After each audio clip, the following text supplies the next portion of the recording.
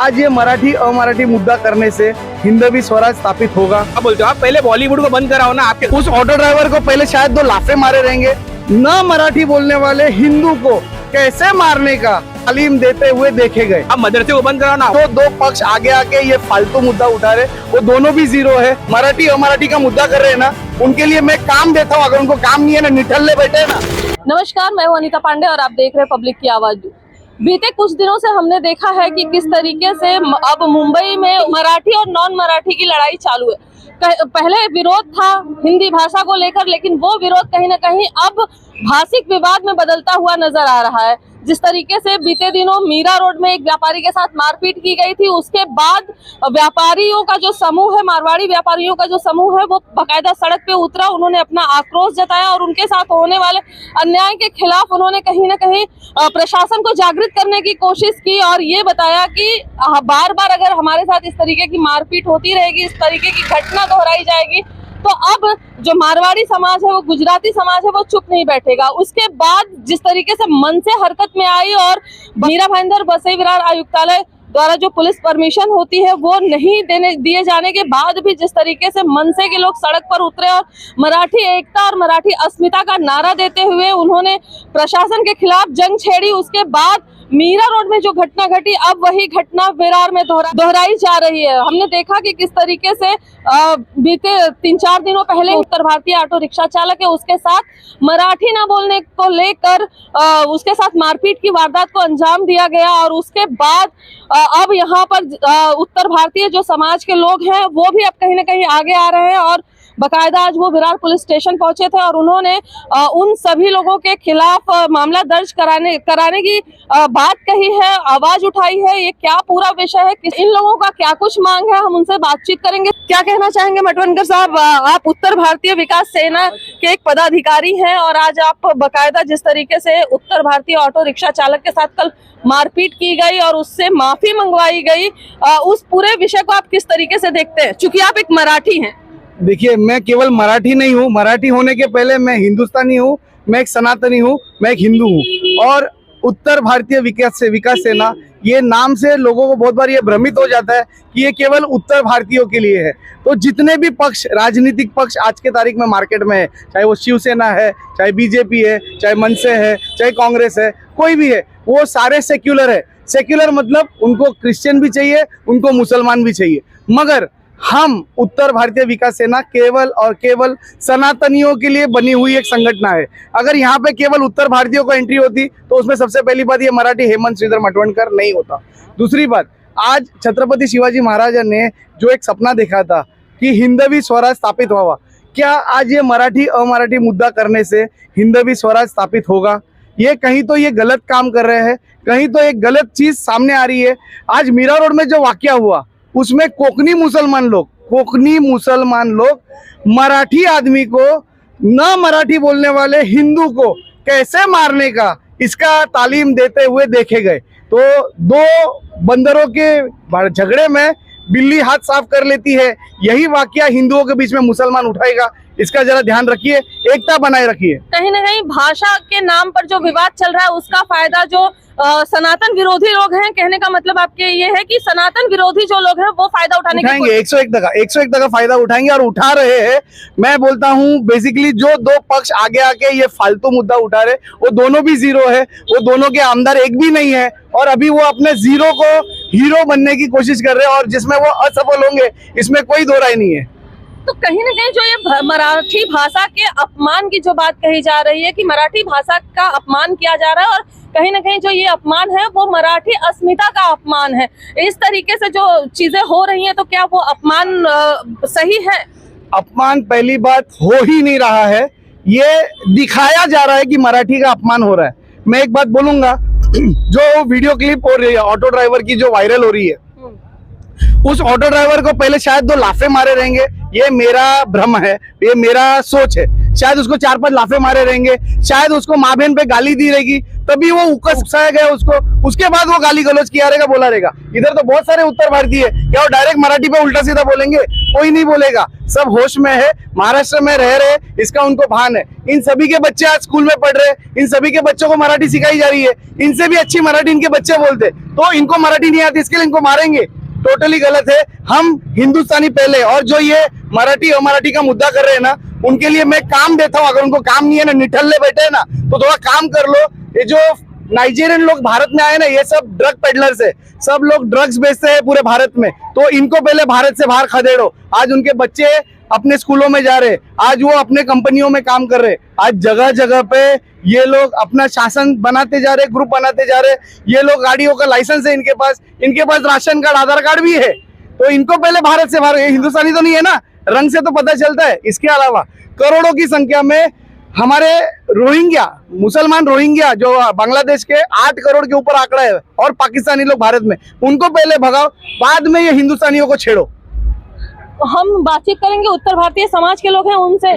जिस तरीके से भाषा विवाद अभी फैला है, क्या लगता है कि ये सही है या फिर कहीं ना कहीं एक राजनीतिक एजेंडा है? ये भाषा का विवाद है ही नहीं, ये सिर्फ राजनीति विवाद है, जो कि चुनाव से पहले आता है और चुनाव के बाद खत्म हो जाता है। ठीक है, और ये अगर भाषा विवाद होता है तो हमारे उत्तर भारतीय, हमारे गुजराती समाज के, जैन समाज के, परम प्रांतीय बहुत से लोग मराठी बोलते हैं। बीएसटी में, भले रेलवे में, हमारे ऐसे लोग हैं जो मराठी बोलते हैं। स्कूल में टीचर है, यहाँ पे 80% गवर्नमेंट टीचर जो है वो उत्तर भारतीय समाज के हैं, वो मराठी बोलते हैं। तो ये भाषा विवाद नहीं, हम सीखते हैं, हमको मराठी आता है, हमारे बच्चे भी मराठी स्कूल में जाते हैं। लेकिन आप जिसको नहीं आता है, आप उसको उस्का के उसको मारते हो और उससे बोलते हो कि वो गलत बोलता है। अब किसी गरीब को आप बोलते हो, आप पहले बॉलीवुड को बंद कराओ ना, आपके घर के पास है, आपका जहाँ पे हेड ऑफिस है, जहाँ से आप लोग ने राजनीति तैयार किया है, वहाँ पे आप मदरसे को बंद कराओ ना, वहाँ पे ज्यादा वहाँ पे उर्दू शब्द होता है। आप 5 स्टार होटल में चले जाओ, वहाँ पे इंग्लिश में ही बात होता है। आपके घर के खुद के बच्चे जाते हैं वहाँ पे, जो जॉब करते हैं, वो इंग्लिश बात करते हैं, उनको बंद कराओ ना। अपने स्टैंडर्ड फैमिली को बंद करो जो इंग्लिश बात करते हैं। 80% जो हाई क्वालिफिकेशन के महाराष्ट्रियन है वो इंग्लिश बात करते हैं। पहले आप वहाँ पे ये सब पाबंदी करो।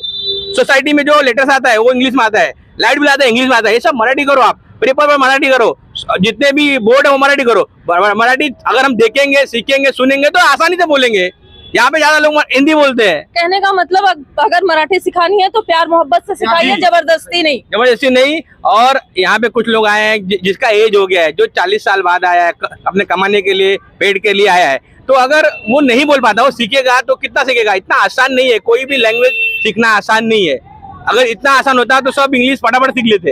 लेकिन जिस तरीके से कल मारपीट की घटना हुई, 4 दिन पहले ये वीडियो वायरल हुआ था, और 4 दिन बाद जिस तरीके से उस ऑटो रिक्शा ड्राइवर को मारा गया, वो कहाँ तक जायजा आपकी नजर में? वो निंदनीय है। अगर कल को वो उसको मारा गया, उसका वीडियो वायरल कर गया, एक सामाजिक निंदनीय। अगर वो सुसाइड कर लेता है, वो शर्म से कुछ कर लेता है, उसका जिम्मेदार कौन होगा? सरकार होगी यहाँ की या प्रशासन होगी। इसलिए उन लोगों के खिलाफ कार्रवाई हो, उनको सजा मिले। अगर कुछ ऐसा है, पूरा वीडियो दिखाए कि उन्होंने मराठी को क्या ऐसा गलत बोला, नहीं सीखूंगा। हम लोग नहीं बोलते, हम सम्मान करते हैं, हम तो कट्टर हिंदू है, हम तो यहीं पे मरने मारने के लिए तैयार है, अपने समाज के लिए, अपने देश के लिए और अपने हिंदू भाइयों के लिए। इसमें कोई परप्रांति नहीं, कोई जातवाद नहीं। किस तरीके से आप देखते हैं इस पूरे मामले को, जिस तरीके से आप भाषा को हथियार बनाकर कहीं ना कहीं राजनीतिक रोटियां सेकने की कोशिश की जा रही है, जो हिंदुओं को एक तरीके से अगर हम कहें तो भाषा के नाम पे हिंदुओं को बांटने की एक जो साजिश चल रही है, वो कहाँ तक सही है? और दूसरी बात की, अगर क्या हम जिस राज्य में रहते हैं वहाँ की भाषा का हमको आदर करना चाहिए या अनादर?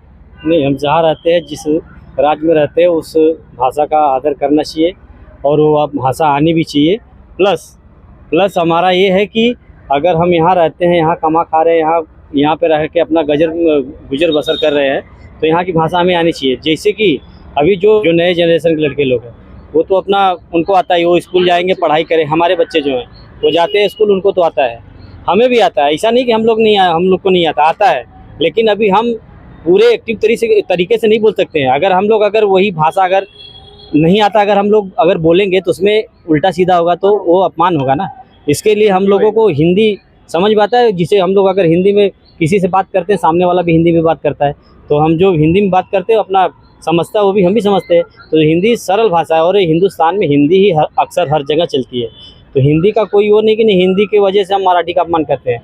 मराठी भी भाषा है, मराठी भाई हम यहाँ हैं तो यहाँ हमें बोलना ही है, बोलना सीखना ही पड़ेगा। तो रह गई बात ये जो मारपीट की, तो ये मारपीट से मसला हल होने वाला नहीं है। इसी तरीके से एक दूसरे को मारपीट किया गया एक दूसरे के साथ, तो बता दें कि ये मसला कभी हल होने वाला नहीं। मराठी है या गैर मराठी लोग हैं, वो विवाद और बढ़ेगा कहीं ना कहीं, इसमें कोई सोल्यूशन नहीं मिलेगा इससे। कृष्णा शुक्ला जी, आप एक सनातनी हैं और सनातन के लिए आप एक्टिव रहते हैं, तो क्या कहना चाहेंगे जो पूरा विवाद शुरू हुआ है, जो मीरा रोड की तरह जो अब विरार में जो वाकया दोहराया जा रहा है, ये इसको किस नजरिए से देखते हैं? मीरा रोड में घटना घटा वो वैसे ही विरार में नया है, ऐसा हमने प्रशासन से बात किया, डीसीपी साहब से आज सुबह ही बात हुआ, उनसे हमने यही बोला कि सर जो घटना वहाँ पे घटा है, ये जो कल की जो घटना है जिसने घटना घटाया है उसके ऊपर आप एक्शन ले, कड़क कार्रवाई करें, और यदि आप ऐसा नहीं करेंगे तो मीरा रोड जैसी स्थिति यहाँ भी पैदा होगा। तो उसके बाद उन्होंने सर से जब बात हुआ तो बोले कि आप ऐसा करो 10-11 बजे तक विरार स्टेशन पुलिस स्टेशन पे आइए, हम बात करते हैं। और फिर डीसीपी साहब इधर आए, हमसे बात किए, बाद में उन्होंने बोला भी कि जितने लोग वीडियो में दिख रहे हैं हम उनके ऊपर एफआईआर का जो प्रोसेसिंग है वो चालू कर दिए, सबके ऊपर एफआईआर लेंगे। और जिसके साथ घटना घटा हुआ है, जो पीड़ित पक्ष है, वो शायद कहीं गया हुआ, वो घर गया, कहाँ गया है, हाँ वो डर की वजह से कहीं गया है। तो प्रशासन का कहना ये है कि हम तो अपने लेवल पे एफआईआर कर रहे हैं, यदि वो व्यक्ति भी आप लोगों के माध्यम से यदि आता है पुलिस स्टेशन में तो हम उस पर धारा और बढ़ाएंगे और कड़क से कड़क कार्रवाई करेंगे। इसके लिए मैं पुलिस प्रशासन को धन्यवाद देता हूँ कि तत्काल प्रभाव में उन्होंने एफआईआर का जो प्रोसेसिंग है उन्होंने अपनाया। 25 सालों बाद जो सत्ता परिवर्तन हुआ वसई विरार में, वो कहीं ना कहीं उसमें सबसे बड़ा योगदान रहा है तो उत्तर भारतीय समाज का, मारवाड़ी समाज का, गुजराती समाज का। लेकिन जिस तरीके से अब मीरा रोड वाली जो मीरा रोड में आग लगी है भाषावाद की, वो अब कहीं ना कहीं उससे वसई विरार भी उस आग की चपेट में आता हुआ दिखाई दे रहा है। लेकिन जो कल की घटना हुई उसके बाद अभी तक यहाँ पर जो विधायक हैं राजन नाईक, उनका अभी तक इस पर कोई प्रतिक्रिया नहीं आई है। तो कहीं ना कहीं हिंदुत्ववाद की बात कर उत्तर भारतीयों का वोट लेकर जब आप चुनकर आते हैं तो और उसके बाद यदि अगर किसी उत्तर भारतीय के साथ या गैर मराठी के साथ अगर इस तरीके की हरकत होती है तो उस पर अपनी प्रतिक्रिया देना एक विधायक की एक बड़ी जिम्मेदारी है। जिम्मेदारी नेताओं की बढ़ती है कि वो आगे आए और अपने अपने पक्ष के लोगों को एक जो सही दिशा होती है वो दिखाएं, जो सही बात होती है, जो लोगों को जोड़ने की बात होती है वो करें, ताकि जो माहौल है शहर का वो बरकरार रहे, बना रहे, खराब ना हो। जो भाषावाद की राजनीति है वो अब कहीं ना कहीं हिंदुत्व को या सनातन को कमजोर करने की कोशिश कर रही है। वो एक सनातन को कमजोर करने का एक बड़ा कारण बन सकती है। और साथ ही साथ ये भी कहना चाहेंगे कि जो गैर मराठी यहाँ पे रह रहे हैं, अगर हम जिस राज्य में रहते हैं तो उस राज्य की संस्कृति, हम बार बार कहते हैं कि हम जिस राज्य में रहते हैं उस राज्य की संस्कृति, उस राज्य की भाषा का आदर और सम्मान करना हमारा पहला कर्तव्य बनता है। हमें कोशिश करनी चाहिए, ठीक है हमें नहीं आती है, लेकिन हमें भी कोशिश करनी चाहिए कि हम वहाँ की भाषा को सीखें। और ये वो जहाँ हम रहते हैं वहाँ की अगर हम भाषा सीखते हैं तो वो हमारे लिए ही कहीं ना कहीं लाभदायक होता है, क्योंकि हम सरकारी दफ्तरों में जाते हैं तो हमें बाकी लोगों से हमें मदद लेनी पड़ती है, हमें धक्के खाने पड़ते हैं। यदि हम उस लैंग्वेज को सीखते हैं, हम उस भाषा को सीखते हैं तो हमारे लिए आसानी होगी।